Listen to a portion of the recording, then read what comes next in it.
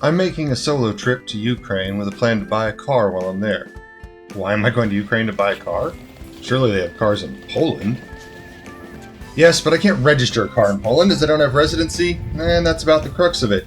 Although, I might save some money by going to Ukraine with the taxes and all that, but in the end, Ukraine is home, and I want my license plates to match.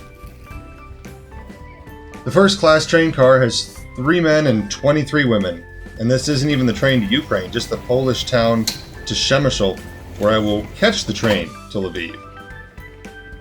Some of them are obviously returning permanently with a half-dozen suitcases bursting at the seams, but most are probably going back for a few days or weeks to see family, update documents, or check in on the homes and lives they left behind 28 months ago. Left behind isn't the right words. Set aside. They were set aside until they can get back to them. But like many projects set aside for a later date, sometimes they never do get back to them. Sometimes they've changed, or we have, or circumstances have, and when they do pick them up again, they are no longer what we had when we started.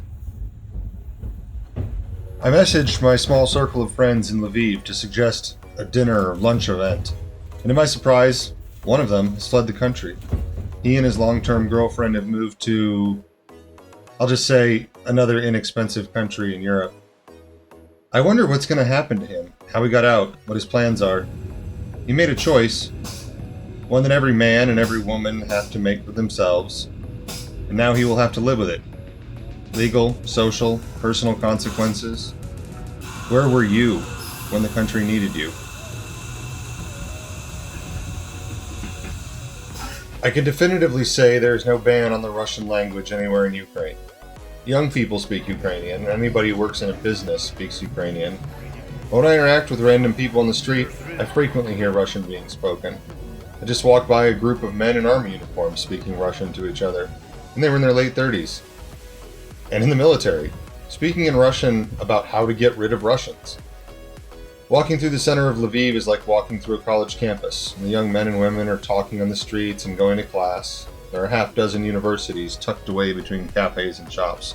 The city is alive and well.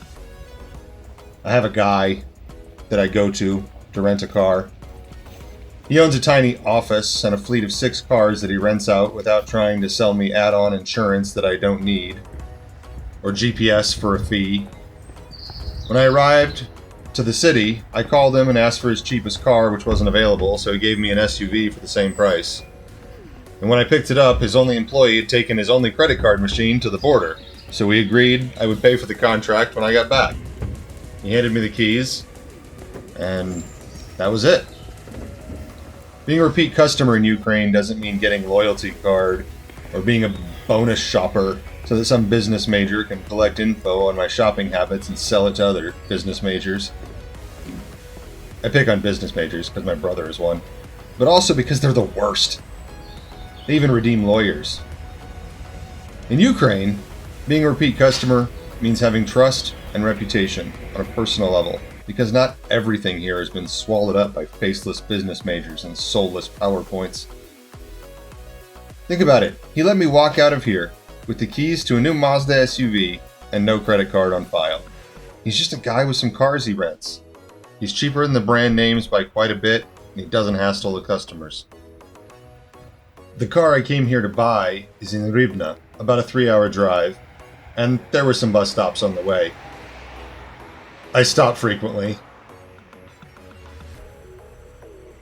I treasure the looks the Ukrainians give me when they see me taking pictures of these old bus stops, a relic of a bygone era. Welcome to Rivne.